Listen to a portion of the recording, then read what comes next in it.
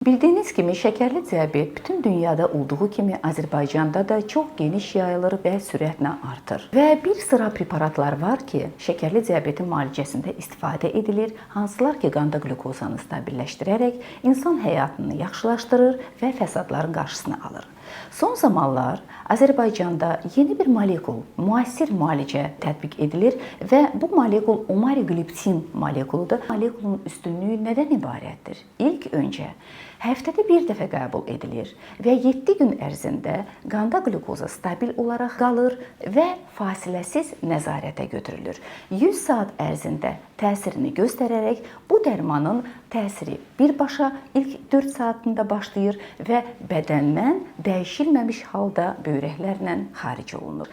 Və kliniki tədqiqatlarda da öz əksini tapıbdır. Omarigliptin molekulası digər preparatlarla, şəkər salıcı preparatlarla istifadə edilir. Bu metformindir, bu insulinlərdir və beləliklə 3 aylıq qanda qlükozanın səviyyəsini normallaşdırır, qanda qlükozanın səviyyəsini daim olaraq stabil saxlayır və ağır hipoqlikemik halları rast gəlinmir.